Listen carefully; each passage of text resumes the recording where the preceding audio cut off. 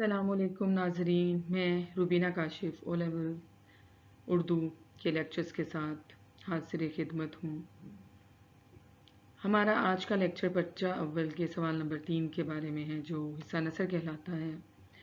حصہ نثر میں آج ہم ایک اہم چیپٹر، ایک اہم باب کرنے جا رہے ہیں، جو ہے ڈرامہ آرام و سکون۔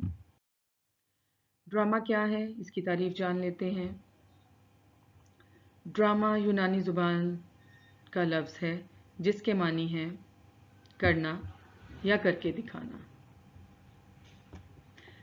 ادب میں یہ ایسی صنف ہے جس میں مختلف کرداروں، مکالموں اور مناظر کے ذریعے کہانی کو ناظرین کے سامنے پیش کیا جاتا ہے۔ ڈرامہ کلاسیکی تخلیقی صنف ہے جسے ناٹک، سوانگ، تمثیل اور نقل بھی کہا جاتا ہے۔ زیر بحث ڈرامہ ایک یکبابی ڈرامہ ہے، تو پہلے یہ جان لیتے ہیں یکبابی ڈرامہ کسے کہا جاتا ہے۔ ایسا ڈرامہ جو ایک ہی نشست میں دیکھا جا سکے۔ تو آئیے سب سے پہلے ڈرامے کی ارتقاء کے بارے میں جان لیتے ہیں۔ ڈرامے کا آغاز یونانیوں کے ہاں ملتا ہے۔ ان کے مشہور شعراء شاعری میں ڈرامے لکھتے تھے۔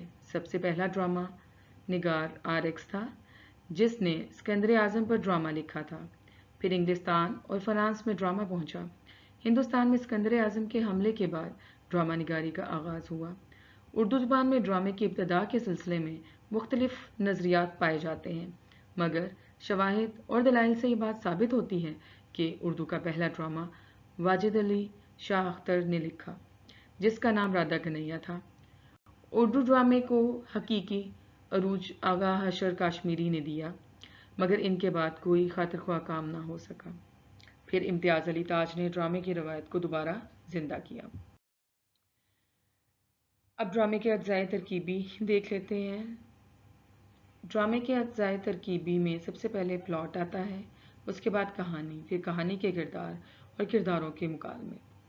کہانی میں نقطہ عروج ہوتا ہے اور ڈرامے کا آخری اجزائے ترکیبی اختتام ہے۔ ڈرامہ آرام و سکون کے مصنف امتیاز علی تاج ہیں، اور یہ صنف یعنی کہ یہ اردو کی کون سی ٹائپ ہے، یکبابی ڈرامہ ہے۔ جیسا کہ میں پہلے آپ کو بتا چکی ہوں، یکبابی ڈرامہ وہ ڈرامہ ہوتا ہے جو ہم ایک ہی نشست میں دیکھ سکتے ہیں۔ اس ڈرامے کے اہم کردار میاں اشفاق ہیں، جو ایک سرکاری ملازم ہیں، بیوی، ڈاکٹر اور ملازم جن کا نام للو ہے۔ سب سے پہلے ہم جان لیتے ہیں سید امتیاز علی تاج کے بارے میں، جو اس ڈرامے کے مصنف ہیں۔ امتیاز علی تاج 13 اکتوبر 1900 کو لاہور میں پیدا ہوئے۔ تاج کالج کے ایک ذہین ترین طالب علم تھے اور ڈرامہ سوسائٹی کے ایک متحرک اور فعال رکن بھی تھے۔ ڈرامہ اور مشاعرہ سے انہیں خاص دلچسپی تھی۔ شاعری کا شوق بچپن سے تھا، غزلیں اور نظمیں بھی لکھتے تھے۔ تاج ایک اچھے افسانہ نگار بھی تھے۔ انہوں نے 17 سال کی عمر میں شمع اور پروانہ کے نام سے پہلا افسانہ لکھا۔ تاج ایک عمدہ ترجمہ نگار بھی تھے۔ تاج ہمہ جوہر شخصیت کے مالک تھے۔ وہ ڈرامہ نگار اور افسانہ نگار ہونے کے ساتھ ساتھ مزاح نگار، انشا پرداز، باکمال مترجم اور مدیر بھی تھے۔ لیکن اردو کے نثری ادب میں انہیں لازوال شہرت اور مقام ڈرامہ نگاری میں ملا۔ ان کا مشہور ترین ڈرامہ انارکلی، جن سے انہیں بے پناہ مقبولیت ملی، وہ اردو ڈرامے کی تاریخ میں سنگ میل کی حیثیت رکھتا ہے۔ مزاح نگاری کے حوالے سے آپ کا تحریر کردہ مزاحیہ مضمون چچا چھکن نے تصویر ٹانگی آپ کے لیے شہرت دوام کا باعث بنا۔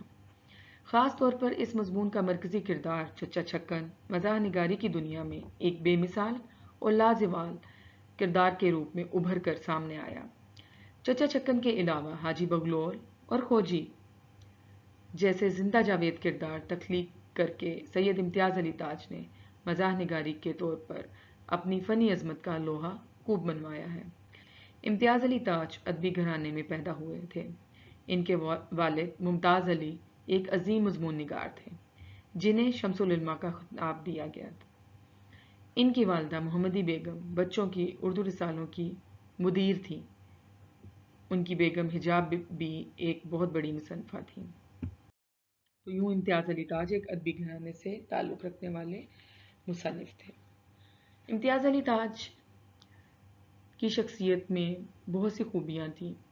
वो ना सिर्फ एक अदीब थे बल्कि एक बाकमाल मुतरजम भी थे, एक बेहतरीन मज़ाह निगार थे और एक बेमिसाल इंशा पर्दाज। वो अफसाना निगार होने के साथ साथ ड्रामा निगार भी थे। शेर व शायरी से भी खूब लगाव था, इसलिए वो शायर भी थे। एक मशहूर रिसाले कहकशां के मुदीर भी थे। नक़ाद भी बहुत उम्दा किस्म के थे। ड्रामा आराम व सुकून की कहानी के अहम नुकात जो मैंने आपके सामने तश्कील दिए हैं, इससे ये है कि हमें कहानी का खुलासा समझना या इस ड्रामे का खुलासा समझने में आसानी होगी। कहानी की तरतीब कुछ इस तरह है। मियाँ का बीमार होना, डॉक्टर का आराम का मशवरा देना, बीवी का आराम व सुकून का ख्याल ना रखना, बीवी का बातूनीपन, परहेजी खाने के लिए सवालात, नौकर को डांट डपट करना, बच्चे को डांटना, घंटी ना मिलने पर शोर, बच्चे की गाड़ी का शोर करना, फ़ोन की घंटी बजना, मुलाजिम का रीठे कूटना, हारमोनियम की आवाज़ आना, बच्चे के रोने की आवाज़, फ़कीर की सदा पर बीवी का शोर मचाना, मियाँ की बेसुकूनी और दफ्तर जाने की तैयारी। आपको आधी कहानी तो इसी तरह ही समझ आ गई होगी, लेकिन फिर भी हम इस ड्रामे का खुलासा एक दफ़ा देख लेते हैं। उर्दू के शोरा आफाक ड्रामा निगारों में सैयद इम्तियाज़ अली ताज का नाम किसी तारुफ का मोहताज नहीं। ड्रामा आराम व सुकून एक मुतवसत घराने का नक्शा खींचा गया है। साहिब खाना एक सरकारी मुलाजिम थे जो मुसलसल काम करने की वजह से बीमार पड़ गए। साहिब खाना दफ्तर से छुट्टी लेकर घर आराम व सुकून के लिए आ गए और डॉक्टर साहब ने इन्हें दवा तजवीज़ करने की बजाय आराम करने की हदायत दी। डॉक्टर के जाते ही बीवी ने डॉक्टर की हदायत के मुताबिक सबको तलकीन की कि शोर ना करें, मगर वो खुद पर यह असूल लागू करना भूल गई। डॉक्टर के बैग को बाहर ले जाने के लिए ही उन्होंने नौकर लल्लू को चिल्ला चिल्ला कर बुलाया। डॉक्टर ने इस पर बीवी को मियाँ के आराम स्कूल का ख्याल रखने की दोबारा ताकीद की। बीवी ने अपनी जानिब से मुकम्मल तौर पर तसल्ली दी, मगर डॉक्टर के जाते ही सब बातें हवा कर दी और फजूल गोई में मियाँ का सुकून बर्बाद कर दिया। पानी वाले की आवाज़ें आने लगीं तो बीवी इस पर चिल्लाई, लल्लू आया तो बीवी इस पर बरस पड़ी, बच्चे पर चिल्लाई कि बाप बीमार है, तुम रोना बंद करो। उसके फ़ौरन बाद कमरे में झाड़ू की आवाज़ बुलंद होने लगी तो मियाँ ने बेजारी से इन्हें मना कर दिया। फिर टेलीफोन बार बार बजने लगा। टेलीफोन बंद हुआ तो पड़ोसी का लड़का हारमोनियम बजाना शुरू हो गया। वो रोज़ रियाजत किया करता था। इसके बाद बच्चा गिर पड़ा और रोने लगा। अभी बच्चा चुप ना हुआ था कि फ़कीर की सदा आने लगी। लल्लू ने रीठे कूटना शुरू कर दिए। मियाँ ने तमाम शोर के माहौल से तंग आकर बीवी से कहा, मेरी टोपी और शेरवानी दे दो। बीवी ने कहा, वो क्यों? मियाँ ने कहा, दफ्तर जा रहा हूँ। वजह दरियाफ्त की तो कहने लगे, आराम व सुकून के लिए। ड्रामा आराम व सुकून का मरकज़ी ख्याल कुछ यूँ निकलता है। घर का नाम आते ही आराम व सुकून का तस्वर उभर आता है।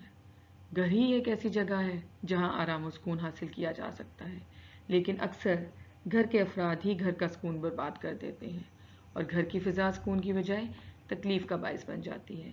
इसमें औरतों की नादानी और ज़्यादा गुफ्तगू करने की आदत भी शामिल है। इस ड्रामे में यही बताया गया है कि बीवी अपनी फितरत से मजबूर है और बज़ाहिर शोहर को आराम पहुँचाना चाहती है, लेकिन शोहर को घर में आराम मुयस्सर नहीं होता। इस ड्रामे से हमें ये सबक मिलता है कि दूसरों के आराम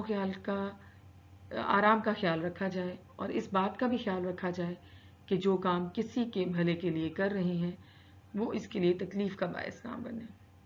उम्मीद करती हूँ आपको आज के लेक्चर्स में ना सिर्फ ड्रामा आराम व सुकून के किरदारों के बारे में पता चल गया होगा, बल्कि आप कहानी को भी नुकात की सूरत में बखूबी समझ गए होंगे।